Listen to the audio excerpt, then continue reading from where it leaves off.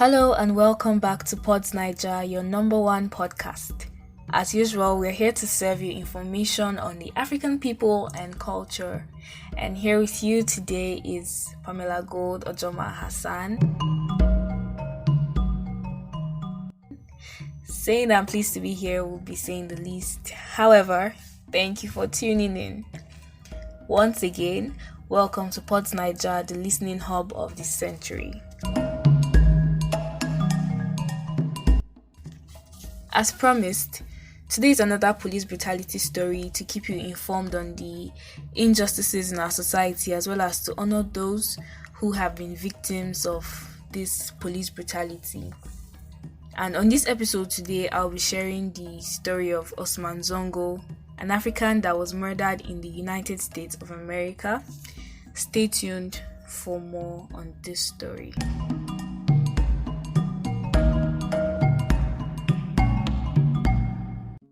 Ousmane Zongo was a 43-year-old arts trader from Burkina Faso who was shot and killed by a New York City police officer during a warehouse raid in 2003. Ousmane Zongo's friends described him to be calm, polite, and hardworking. They also said he worked diligently to send money to his Burkina Faso-based wife, Sali Mata Sanfo, and their two little children. The couple had a 3-year-old daughter and a 5-year-old son. The incident that led to Zongo's death took place on May 22, 2003 in New York City. The New York City police officers reportedly raided a Manhattan warehouse, believing it to be the site of a CD and DVD counterfeiting enterprise. Zongo's studio was located on the 3rd floor of this warehouse, and in his studio he fixed paintings, furniture, and musical instruments, and the warehouse also hosted an African art market. Zongo had no criminal past and obviously was not a target of the police raid because he was in no way involved in the CD and DVD infringement case. The events that led to Zongo's death began when he exited his studio after a long day of work and encountered an undercover NYPD officer who was later identified as Brian Conroy. Brian Conroy was disguised as a postal worker and was set at that position to guard a bin of counterfeit CDs at the location of the raid. Conroy subsequently claimed that he wore his badge on a chain around his neck, but eyewitnesses said he didn't have any police identification on him. There were no security cameras in the warehouse and no witnesses to the confrontation between Conroy and Zongo. However, witnesses that saw Conroy after the shots were fired claimed and testified that Conroy had no means of identification to show that he was a police officer. So these witnesses were able to show that somehow maybe Zongo was trying to, get away because he didn't know why Conroy was after him. However, Conroy stated that he pulled his service handgun, aimed it at Zongo, and ordered him to stop. He also said Zongo seemed to be getting away, so he started chasing him through the warehouse passageways.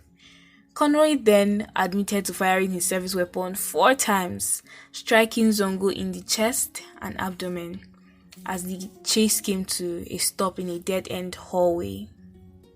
Zongo, however, died in a hospital a few hours later.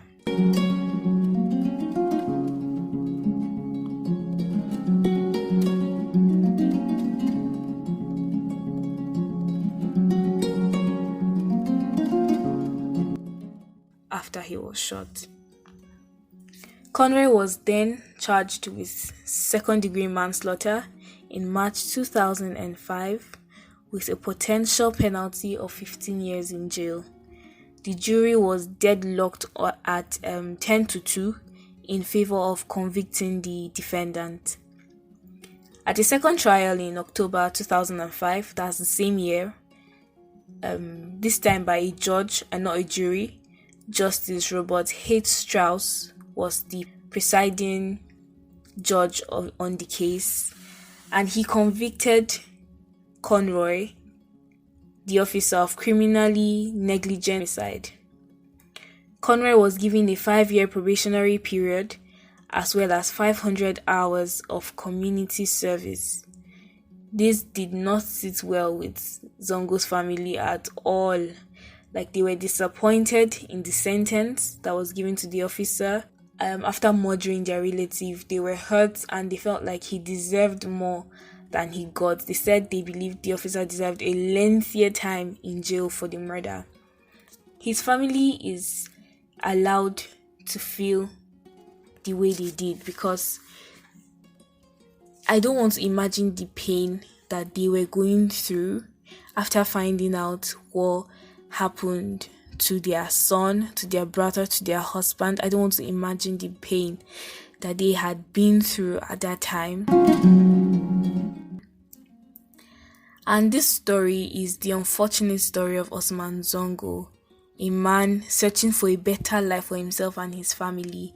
So, like, he left his country, Burkina Faso, all the way to New York City in America in order to, fend for himself and his family, his children. And after leaving his country, his dreams were shattered and thrown out the window like it meant nothing, and his life was taken away just like that. I don't want to imagine losing a loved one who I would see today and tomorrow I would hear is no more. I don't want to imagine the pain that his family must have gone through at that time, or are still even going through, because sometimes we think that after some years the pain just vanishes, but the pain doesn't really go away. If you've lost a loved one, you would know that whenever you remember them, whenever you have memories, when memories of them comes to you, you begin to feel sad. You just feel hurt all over again. And definitely his family will be going through this day and night, day in, day out, year in, year out. And it's really traumatic and frustrating.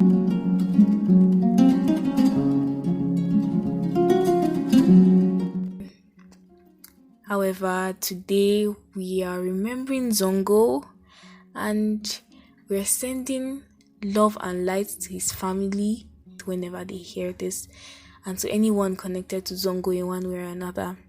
We're sending love and light. We hope that they are doing fine, and whatever has happened to them, they'll make peace with themselves, with what has happened, and they'll be okay somehow. We don't know how, but somehow. It's really sad. It's very sad, but this is the reality of many Africans. Police brutality every day. We're hearing stories. Young people are taken, their lives are taken. Older people, their lives are taken.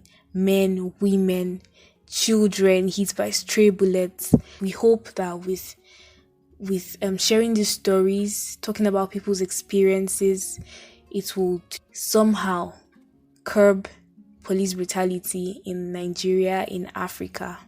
We hope, this is our hope, and would like you to please share with your friends and family. These stories, would need them to go as far as possible. We'll work together to bring an end to police brutality in Africa. Thank you so much for tuning in today, and we hope you'll be back for another amazing episode. Till then, bye.